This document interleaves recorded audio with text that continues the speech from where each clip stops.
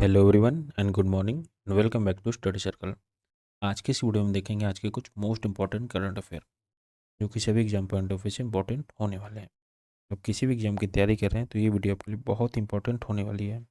इस वीडियो को लास्ट तक जरूर देखिएगा। अगर आप इस चैनल पर नए हैं तो चैनल को सब्सक्राइब कर बेल आइकन को जरूर प्रेस कर लें ताकि वीडियो की नोटिफिकेशन आपको मिलती रहे। तो चलिए स्टार्ट करते हैं आज के कुछ मोस्ट इंपॉर्टेंट करंट अफेयर को। पहला क्वेश्चन है, धर्म गार्जियन अभ्यास धर्म गार्जियन एक्सरसाइज का आयोजन किस देश के बीच हुआ है, यानी किस देश के बीच किया जाएगा। इसका ऑप्शन है भारत और जापान, नेपाल और भारत, चीन और अमेरिका और भारत और रूस। उसका राइट ऑप्शन है भारत और जापान। भारत और जापान के बीच धर्म गार्जियन अभ्यास शुरू किया गया है। तो यह क्या है, आइए इसके की पॉइंट देखते हैं। तो धर्म गार्जियन भारत और जापान के संयुक्त सैन्य अभ्यास का नाम है जो 2018 में शुरू किया गया था।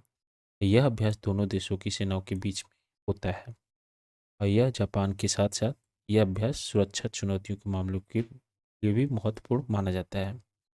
और इस अभ्यास में शहरी वातावरण और जंगलों में प्लाटून स्तरीय संयुक्त संचालन प्रशिक्षण शामिल है, यानी जंगलों में प्लाटून और शहरी वातावरण के अनुसार इनको संचालन प्रशिक्षण दिया जाएगा। इस किस देश के बीच में है, तो भारत और जापान के बीच में है ये। इस संयुक्त सैन्य अभ्यास का क्या नाम है, धर्म गार्जियन। और इस अभ्यास का नवीनतम संस्करण कब किया गया है, 27 फरवरी से 10 मार्च 2022 तक शुरू होगा। यानी इसका नया संस्करण कब शुरू किया जाएगा, 27 फरवरी से 10 मार्च के बीच में।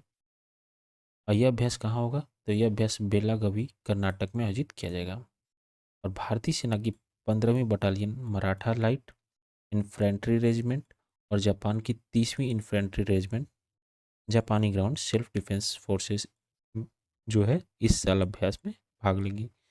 भारत की कौन सी सेना है, 15वीं battalion Maratha light infantry regiment और जापान की है 30वीं इन्फेंट्री रेजिमेंट जो कि ग्राउंड सेल्फ डिफेंस की है। तो ये दोनों सेनाएं भाग लेंगी किसमें, धर्म गार्जियन जो सैन्य अभ्यास का नाम है।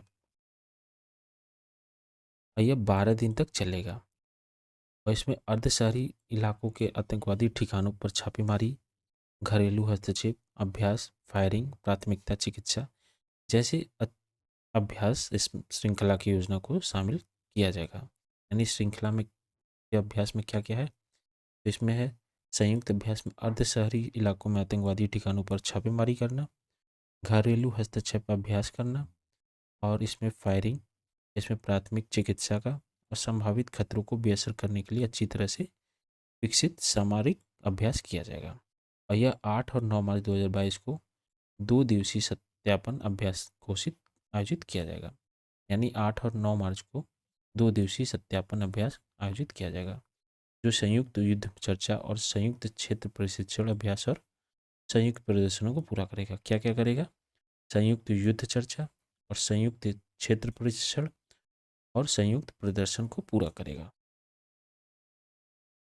अगला क्वेश्चन है, बौद्धिक संपदा सूचकांक यानी USCC international intellectual property index किसके द्वारा जारी किया गया। तो इसका ऑप्शन है USCC, डेनमार्क, RSML या इनमें से कोई नहीं। इसका राइट आंसर है ऑप्शन ए। ऑप्शन ए जो है राइट आंसर है। USCC द्वारा बौद्धिक संपदा सूचकांक यानी इंटरनेशनल इंटेलेक्चुअल प्रॉपर्टी इंडेक्स जारी किया गया। तो ये जानते हैं ये क्या है, इसके की पॉइंट देखते हैं।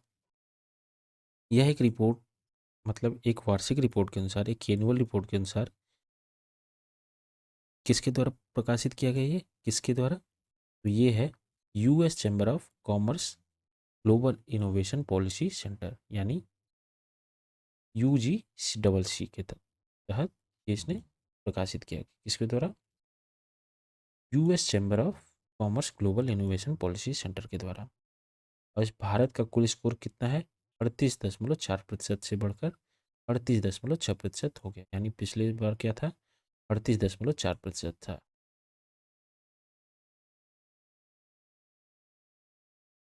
और अब अंतर्राष्ट्रीय बौद्धिक संपदा में 55 देशों में भारत का 43वां स्थान है।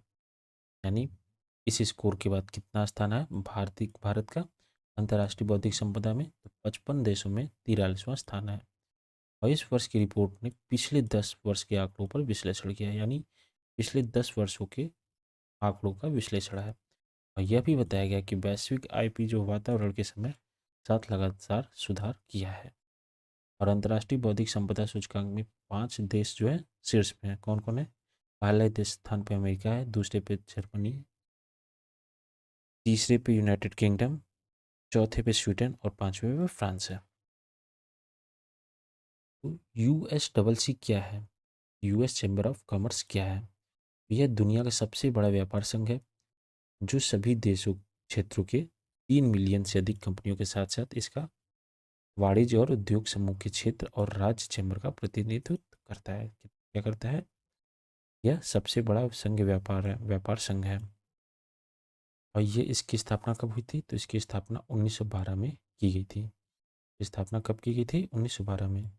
इसका मुख्यालय कहाँ है? वाशिंगटन डीसी में है।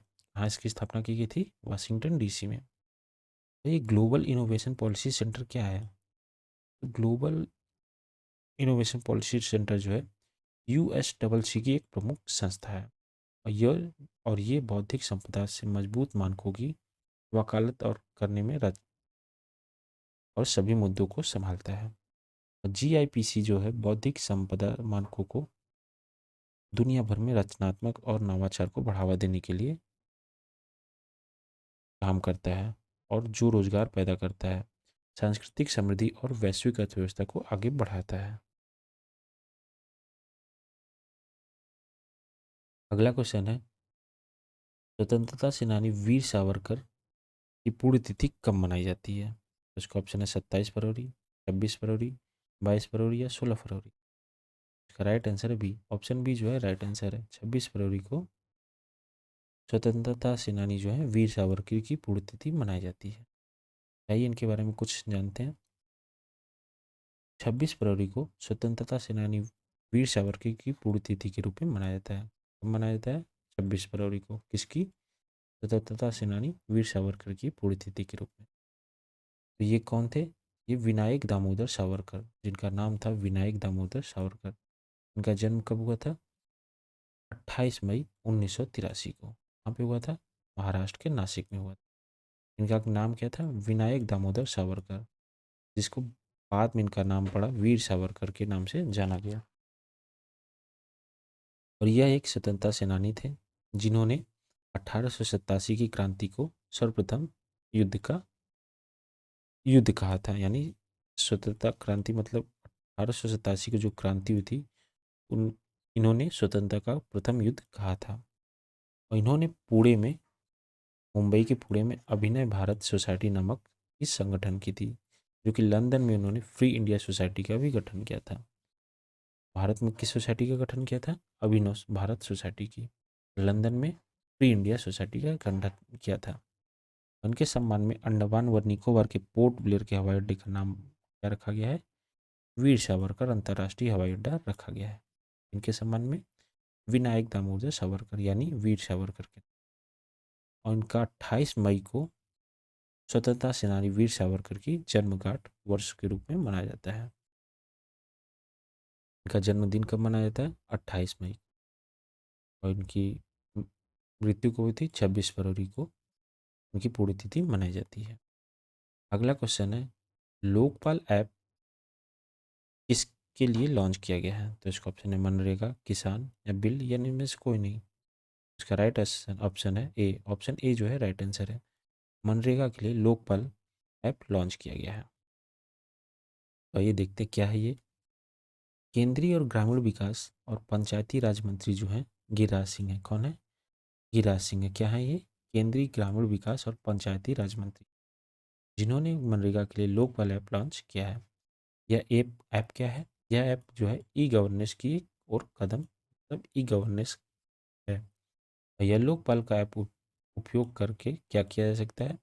मनरेगा को अधिक पारदर्शी बनाने के लिए और केंद्र सरकार के साथ साथ काम करने के लिए उपयोग किया जाएगा। तो यह ऐप जो है क्यों विकसित किया गया है? तो यह ऐप जो है ग्रामीण विकास मंत्रालय ने राज्यों में मनरेगा योजना को और इससे संबंधित विभिन्न स्रोतों के आधार यानी डिजिटल और भौतिक और जन संचार माध्यमों से प्राप्त शिकायतों के आधार पर नियुक्त लोकपाल द्वारा शिकायतों के सुचारू वर्गीकरण, यानी इसका उद्देश्य है कि डिजिटलीकरण के द्वारा शिकायतों का इनका सुनवाई हो सके, इसलिए इस वेब ऐप को विकसित किया गया है। यह ऐप को लोकपाल द्वारा शिकायतों को आसान ट्रैकिंग और समय पर निवारण को अनुमति देगा। इसी के लिए इस ऐप की विकसित किया गया है। यह ऐप जो है लोकपाल को वेबसाइट पर वार्षिक और त्रैमासिक रिपोर्ट अपलोड करने की भी अनुमति देगा। अगला क्वेश्चन है, ओशियन 2022 सम्मेलन का आयोजन भारत में कहाँ होगा? IIT Madras, IIT Kanpur, IIT Mumbai और आईआईटी खड़गपुर। तो इसका राइट आंसर है ऑप्शन ए। ऑप्शन ए जो है आईआईटी मद्रास में, ऑप्शन ए राइट आंसर है। आईआईटी मद्रास में ओशियन 2022 का सम्मेलन का आयोजन किया जाएगा। तो Indian Institute of Technology Madras Research Park में National Institute of Ocean Technology के सहयोग से ओशियन 2022 सम्मेलन की मेजबानी करेगा। कौन करेगा? Indian Institute of technology of Madras. इसके सहायता से Indian Institute of Ocean technology. यह क्या है? तो यह ओशियन सम्मेलन जो है वैश्विक समुद्री शोधकर्ताओं का एक द्विवार्षिक कार्यक्रम है और यह भारत में पहली बार आयोजित किया जा रहा है। भारत में कितनी बार? पहली बार। जो समुद्री प्रौद्योगिकी सोसाइटी और इलेक्ट्रिकल एंड इलेक्ट्रॉनिक्स इंजीनियरिंग संस्थान है, ये महासागर इंजीनियरिंग सोसाइटी की ओर महासागर इंजीनियरिंग विभाग द्वारा 2022 सम्मेलन का समन्वय कर रहा है। ओशियन 2022 सम्मेलन के हाइब्रिड मोड में आयोजित किया जाएगा। इसमें किया जा रहा है हाइब्रिड में, यानी ऑनलाइन मोड में किया जा रहा है। और इसमें जलवायु परिवर्तन, ग्लोबल वार्मिंग, समुद्री प्रदूषण, माइक्रोप्लास्टिक, मौसम की अनिश्चितता और तटीय कटाव के निपटने से जैसे विशेष विषयों पर प्रतिनिधियों द्वारा प्रस्तुतियां दी गई हैं। किसी पे? जलवायु परिवर्तन, ग्लोबल वार्मिंग, समुद्री प्रदूषण, माइक्रोप्लास्टिक और मौसम की अनिश्चितता। और यह सम्मेलन जो है 4 दिवसीय आयोजन का था, जो 21 फरवरी 2022 को शुरू किया गया था। कभी शुरू किया गया था? 21 फरवरी 2022 को। और तो इस साल की थीम क्या थी? तो ओशियन 2022 की थीम थी इंस्पायर इनोवेशन सस्टेन।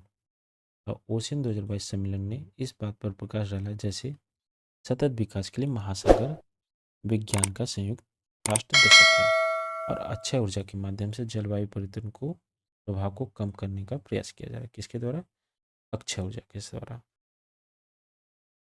अगला क्वेश्चन है, इसरो के किस अंतरिक्ष मिशन ने पहली बार सोलर प्रोटॉन इन्वेस्ट का पता लगाया है?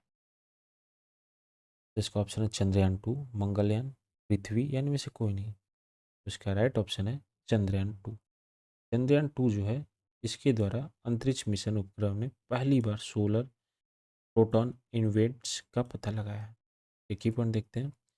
चंद्रयान 2 जो है ऑर्बिटर ने अपने large area soft x-ray spectrometer यानी क्लास के माध्यम से सौर प्रोटॉन घटनाओं का पता लगा। इसके जरिए क्लास के द्वारा। तो क्लास क्या है? Large area soft X ray spectrometer. यह भी कहा जाता है कि जो प्रोटॉन इवेंट्स जो है अंतरिक्ष में मनुष्यों के लिए विकिरण जोखिम को बढ़ावा देता है। अगला क्वेश्चन है, इस देश के रोवर ने चंद्रमा की दूसरी तरफ 2 कांच के गोले देखे हैं? इसका ऑप्शन है चीन, भारत, अमेरिका या जापान। इसका राइट आंसर है चीन।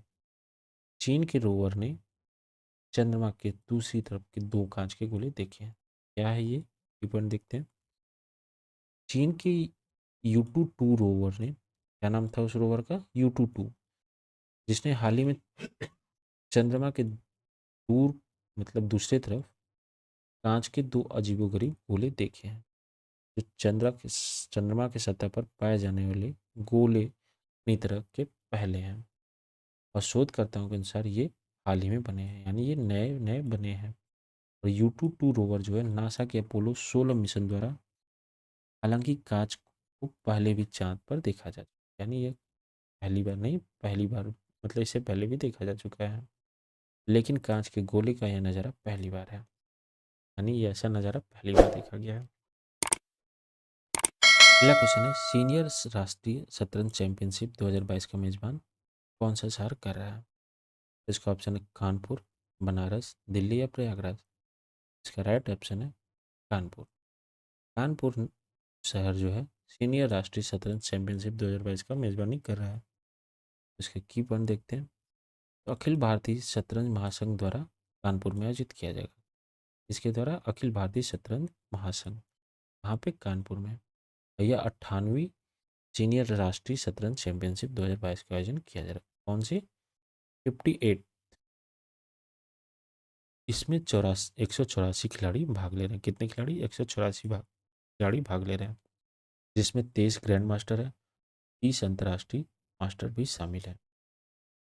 और वहीं 7वीं राष्ट्रीय महिला शतरंज चैंपियनशिप 2022 कहाँ पे आयोजित होगा? तो भुवनेश्वर में आयोजित होगा।